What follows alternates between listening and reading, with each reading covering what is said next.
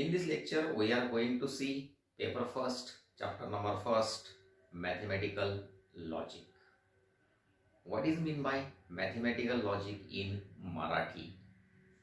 मग मॅथमॅटिकल लॉजिकलाच मराठीमध्ये तर्कशास्त्र किंवा गणितीय तर्कशास्त्र असं म्हटलं जातं. आता मॅथमॅटिकल लॉजिक शिकत असताना आपणाला पहिली डेफिनेशन पाहिजे आहे स्टेटमेंटची. What is mean by statement? Statement म्हणजे नक्की काय? बघूया मग आपण डेफिनेशन. स्टेटमेंट बघा आता, an assertive sentence. पहिला मुद्दा काय आला बघा, an assertive sentence. आता सेंटेन्स अजून आपली डेफिनेशन कंप्लीट झालेली नाही, पण पहिला शब्द काय आला, an assertive sentence. मग आपण केव्हा तरी म्हणजेच 9वीत 10वीत शिकलो होतो इंग्लिशच्या ग्रामरमध्ये, how many kinds of sentences are there. म्हणजेच त्या ठिकाणी आपणाला एक आर्टिकल होतं, काइंड्स ऑफ सेंटेन्सेस. लॉजिक मधल्या स्टेटमेंटचा परफेक्ट अभ्यास करायचा असेल तर आपणाला काइंड्स ऑफ सेंटेन्सेस माहित असणं गरजेचंच आहे. काइंड्स ऑफ सेंटेन्सेस आपल्याकडे किती आहेत? तर पहिला टाइप आहे आपल्याकडं असर्टिव्ह सेंटेन्स. दुसरा टाइप काय आहे? Interrogative sentence.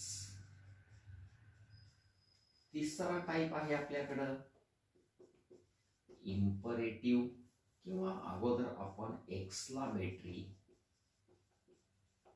आणि चौथा टाइप आहे आपल्याकडं इम्परेटिव्ह सेंटेन्स. असर्टिव्ह, मग ह्या असर्टिव्हलाच आपण काय म्हणतो? साधं वाक्य किंवा विधानार्थी वाक्य. इंट्रोगेटिव्ह प्रश्नार्थक वाक्य. एक्सक्लामेटरी उद्गारवाचक. आणि इम्परेटिव्ह याला मराठीमध्ये म्हणतो आपण आज्ञार्थी वाक्य. हे झाले वाक्याचे 4 प्रकार. पण बऱ्याच लोकांना याची कन्स्ट्रक्शन माहित नसते. आपल्या स्टेटमेंटसाठी आपल्याला फक्त काय पाहिजे? असर्टिव्ह सेंटेन्सच पाहिजे. दुसरं कोणतंही सेंटेन्स या ठिकाणी नको आहे. असर्टिव्ह सेंटेन्सची कन्स्ट्रक्शन काय असते? इंट्रोगेटिव्हची काय असते? एक्सक्लामेटरीची काय असते? इम्परेटिव्हची काय असते? पण पैकी हे जे इंट्रोगेटिव्ह आहे ते आपण फक्त या चिन्हावरून ओळखू शकतो, क्वेश्चन मार्क. हे सुद्धा आपणाला ओळखता येतं. उद्गारवाचक चिन्ह म्हणजेच मार्क ऑफ एक्सक्लामेशन. चूक कुठं होते आपली? इम्परेटिव्ह आणि असर्टिव्ह मध्ये. इम्परेटिव्हची कन्स्ट्रक्शन कशी असते?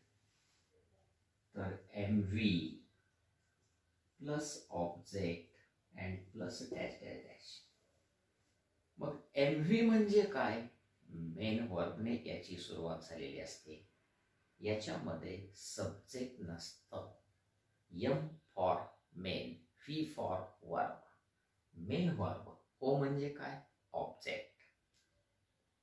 मुख्य क्रियापद अधिक काय म्हटलं जातं ऑब्जेक्टला? कर्म. बऱ्याच लोकांना हे माहित सुद्धा नसेल. ठीक आहे, मग याची कन्स्ट्रक्शन फक्त लक्षात ठेवा, MV प्लस ऑब्जेक्ट. असर्टिव्हची कन्स्ट्रक्शन काय असते? Subject plus MV plus object plus dash dash dash. तीन गोष्टी असतात याच्यामध्ये. एक सब्जेक्ट असतो, दुसरा एमव्ही असतो, तिसरा ऑब्जेक्ट असतो.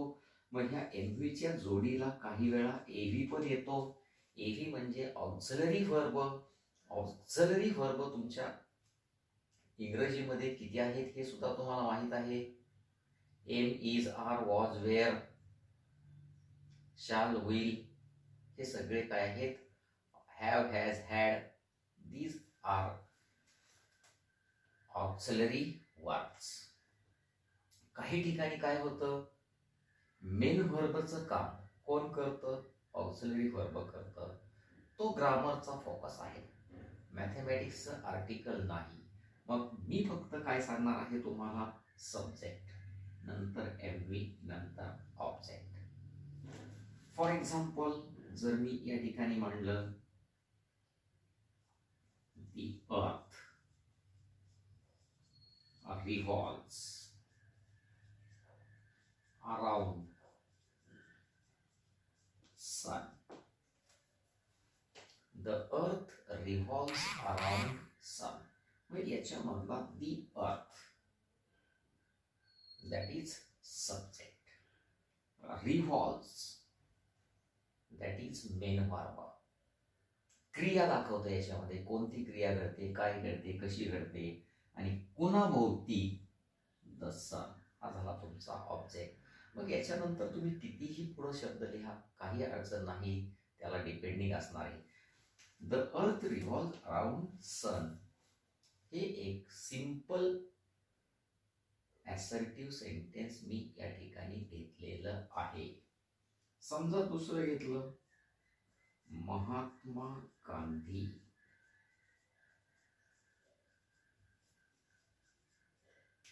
was Prime Minister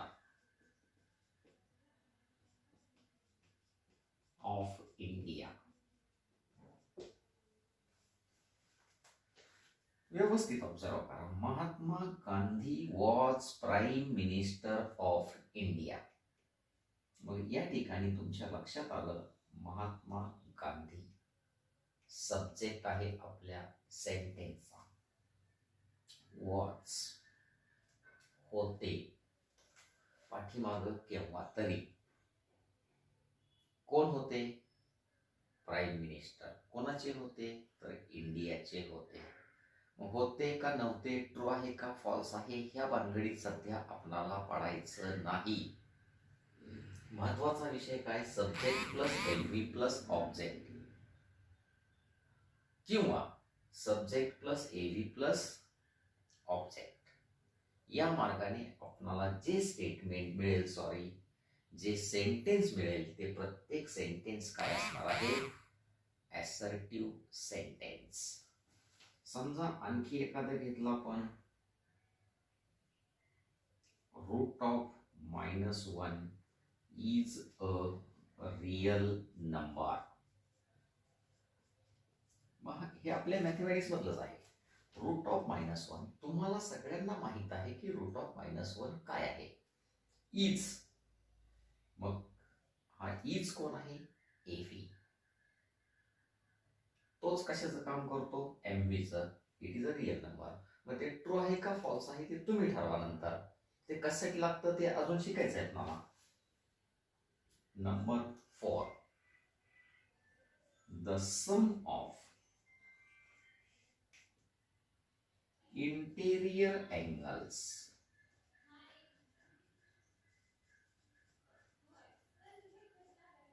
of a triangle is 180 degree. Number 5, Paris is capital of India. मग अशा पद्धतीचे आपण कितीतरी ॲसर्टिव्ह सेंटेन्सेस तयार करू शकतो. लाखो ॲसर्टिव्ह सेंटेन्सेस आपल्याकडं आहेत. Interrogative, exclamatory, imperative. आता ह्या इंट्रोगेटिव्हचं काय करायचं, एक्सक्लामेटरीचं काय करायचं, इम्परेटिव्हचं काय करायचं? मग त्यासाठी अगोदर आपण आपल्या डेफिनेशनकडे जाऊया. An assertive sentence. कसलं सेंटेन्स पाहिजे आपल्याला? Assertive sentence which is either true or false but not both is called statement. बघा, आपण आपली डेफिनेशन कंप्लीट केलेली आहे. An assertive sentence. पहिला मुद्दा, सेंटेन्स हे असर्टिव्हच पाहिजे. इंट्रॉगेटिव्ह चालणार नाही, एक्सक्लामेटरी चालणार नाही, इम्परेटिव्ह सुद्धा चालणार नाही. मग जे सेंटेन्स असर्टिव्ह आहे पण पुढं आणखी सांगितलंय which is either true or false. मग एक तर ते ट्रू तरी पाहिजे किंवा फॉल्स तरी पाहिजे. परफेक्टली तुम्हाला गॅरंटी पाहिजे असर्टिव्ह आहे त्याचबरोबर ते ट्रू आहे किंवा फॉल्स आहे. दोन्हीपैकी एक काही चालेल, बट नॉट बोथ म्हटलंय. आता तुम्ही म्हणणार बट नॉट बोथ म्हणजे काय, किंवा एक्झॅक्टली ट्रू एक्झॅक्टली फॉल्स म्हणजे काय? Then it is called a statement.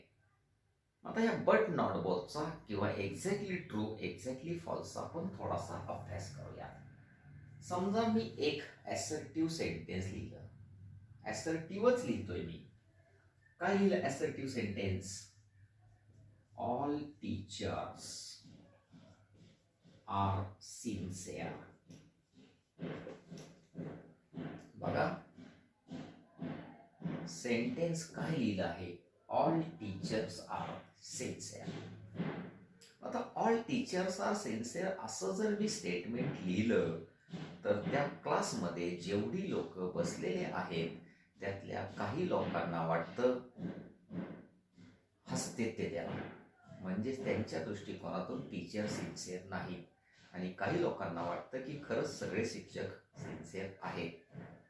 म्हणजेच हे ट्रू आहे का फॉल्स आहे हे तुम्ही सांगू शकत नाही.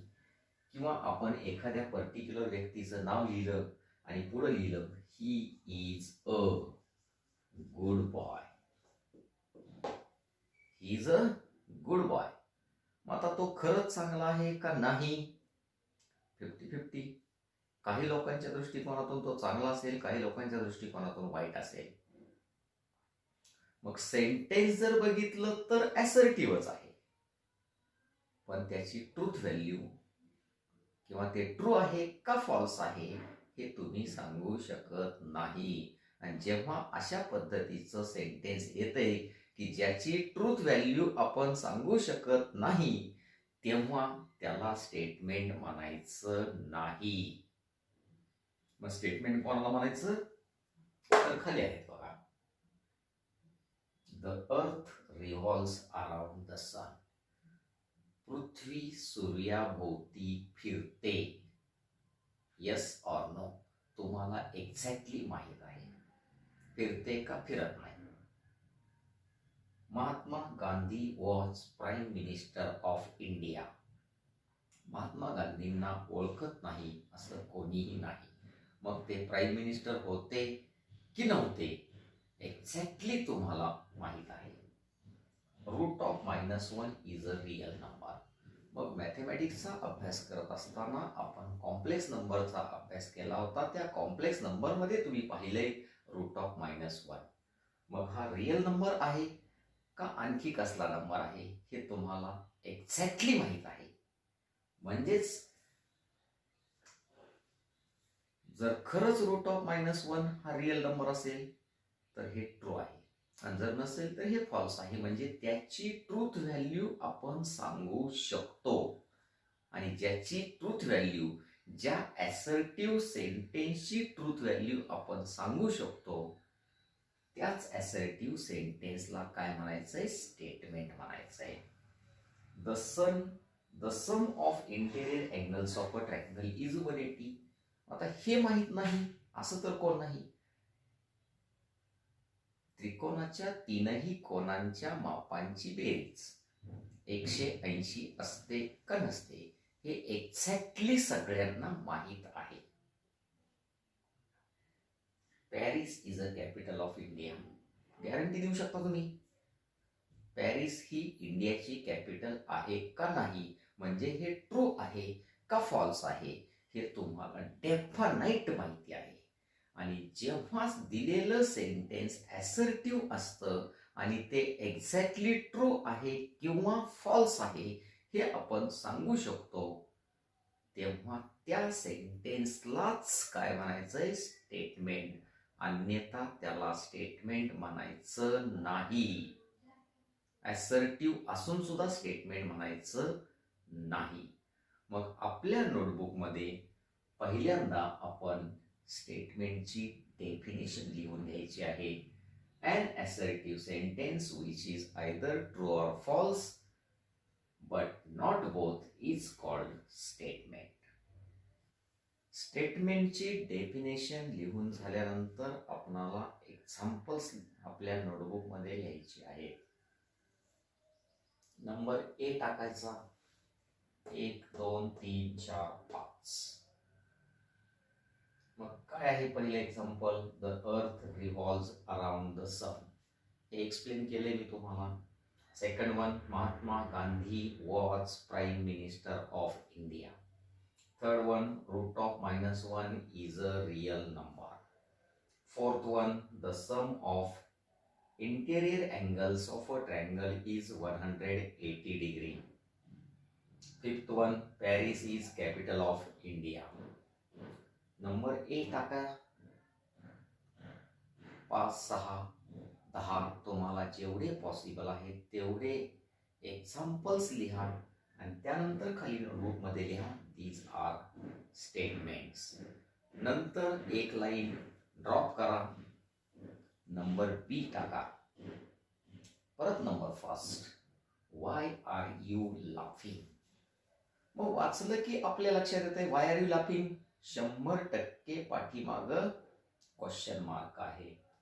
What is your life aim किंवा एम ऑफ लाईफ. या ठिकाणी सुद्धा आपणाला काय मिळालं? Mark of question. Are you mad. पुन्हा प्रश्न विचारला गेलाय. मग 1 2 3 हे लिहून झाल्यानंतर त्याच्या खाली लिहा दीज आर नॉट स्टेटमेंट्स. जर तुमची इच्छा असेल तर तुम्ही आणखी लिहू शकता these are interrogative sentences so not statement. नंतर एक लाईन ड्रॉप करायची. पुन्हा नंबर सी घ्यायचा. त्यातला number first, how exciting the IPL final match was. आणि शेवटी काय आलंय आपल्याकडं? Exclamation mark. How exciting the IPL final match was. Number second, wow. Mark of exclamation. Wow म्हटलं की mark of exclamation. Mathematics is very interesting. मग mark of exclamation याच्यात पण आलंय. नंबर 3 ला काय घेतलंय मी? How beautiful the sunset point at Mahabaleshwar. जे लोक गेले असतील, ज्यांनी पाहिलं असेल सनसेट पॉइंट, त्यांना माहित आहे how beautiful the sunset point at Mahabaleshwar. पुन्हा त्या ठिकाणी काय आलं? Mark of exclamation. म्हणजे परत आपण नेक्स्ट लाईनला काय लिहू शकतो? These are exclamatory sentences so they are not statements. पुढं एक लाईन ड्रॉप केली. परत नोटबुक मध्ये number first, please give me your pen. आपण रिक्वेस्ट केलेली आहे कोणाला तरी. गिव्ह याच्यामध्ये सोमा गोमा वगैरे असा कोणताही सब्जेक्ट नाही. Direct give me your pen. Follow me, माझ्या मागे या. Carry on. मग या ठिकाणी ऑब्झर्वेशन छोटे छोटे सेंटेन्सेस घेतलेले आहेत मी. त्याच्यानंतर लिहा आपण नोटबुक मध्ये these are imperative sentences, so they are not statements. आता आणखी एक मुद्दा, मग हे पहिले 5 काय होते? स्टेटमेंट. परत कुठंही स्टेटमेंट नव्हतं. आताच example number first, all teachers are sincere. Number second, all doctors are rich. Number three, he is good boy. Number four, he is good boy. It is white in color. आता ह्या 4 एक्झाम्पल्सचं जर आपण observation केलं तर ही 4 sentences assertive sentences आहेत, पण यांच्याबद्दल कुणीही कॉन्फिडन्शियल सांगू शकत नाही की either they are true or false. True आहे का फॉल्स आहे हे कुणीही सांगू शकत नाही. आणि मग असर्टिव्ह असून सुद्धा दीज आर नॉट स्टेटमेंट्स. पुढचा मुद्दा शिकायचा आहे आपल्याला, truth value of a statement. आता हेडिंग काय टाकलंय नीट ऑब्झर्व करा, truth value of a statement. म्हणजे ट्रूथ व्हॅल्यू ही फक्त कोणाला आहे? स्टेटमेंटलाच आहे, इतर कोणालाही ट्रूथ व्हॅल्यू नाही. ऑब्झर्व केलं आपण, the earth revolves around the sun. पाठीमागचीच एक्झाम्पल्स मी कंटिन्यू ठेवलेले आहेत. The earth revolves around the सन. मग सगळ्यांना माहित आहे की हे ट्रू आहे का फॉल्स आहे? तर it is true. Mahatma Gandhi was prime minister of India, माहिती आहे आपणाला. It is false. Root of -1 is a real number. मग रूट ऑफ -1 हा रियल नंबर आहे का? तर नाही. हा कसला नंबर आहे? कॉम्प्लेक्स नंबर आहे, म्हणजे this is false. The sum of the interior angles of a triangle is 180 degree. This is true. Paris is capital of India. This is again false. मग मी काय केलं या ठिकाणी, जे ट्रू आहे त्याच्या पुढं कॅपिटल टी मांडलाय, जे फॉल्स आहे त्याच्या पुढं कॅपिटल एफ मांडलाय. मग यालाच आपण काय म्हणणार आहोत? Truth value of a statement.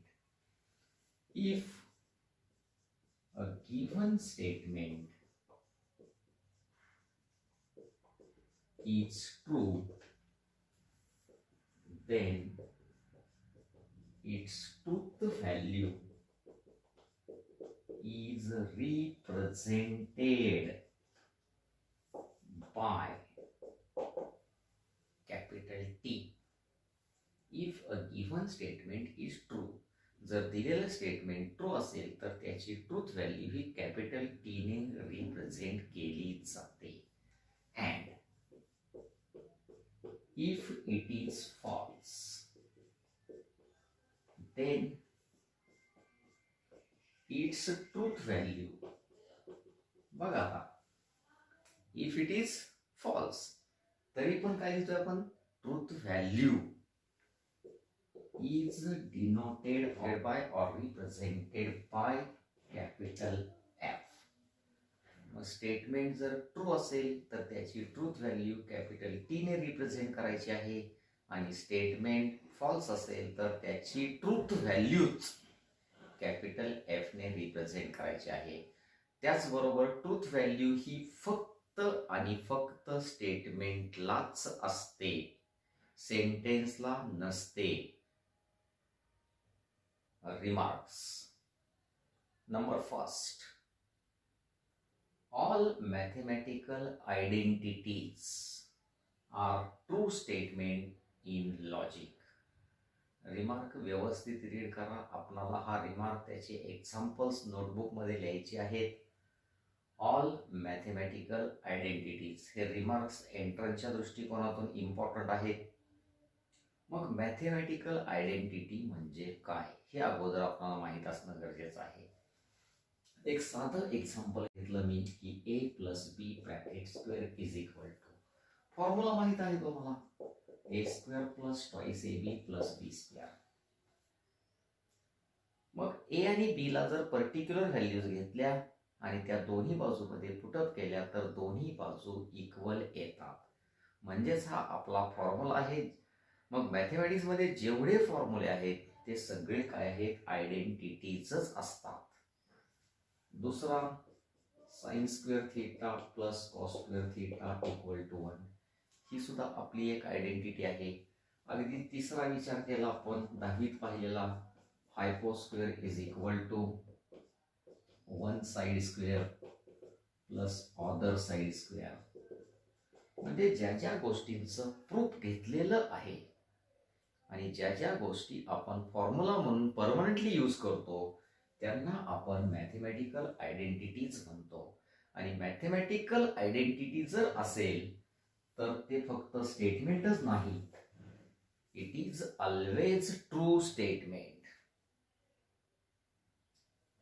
Remark लिहून घ्यायचा, 3, 4, 5 आयडेंटिटी नोटबुकमध्ये आपल्या असल्या पाहिजेत. Remark number second, all mathematical expressions. मागाशी शब्द होता आयडेंटिटीज, आता शब्द आहे एक्सप्रेशन्स. मग एक्सप्रेशन म्हणजे काय, तर नंबर फर्स्ट, 2 + 3 = 7. सिंपल केस घेतली, 2 + 3 = 7. Number second, 2 is a prime number. Number third, x² - x + 1 = 0 for x belongs to R. Number 4,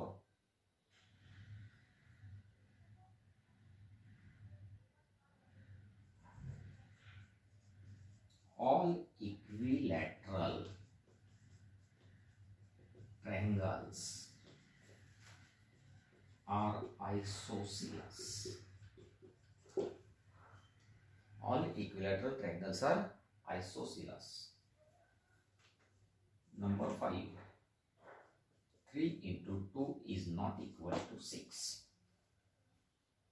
करा ऑब्झर्व या सगळ्यांचा, याच्यात मॅथमॅटिक्स आहे, याच्यात मॅथमॅटिक्स आहे, याच्यात मॅथमॅटिक्स आहे, आणि मग हे सगळे मॅथमॅटिकल एक्सप्रेशन्स आहेत.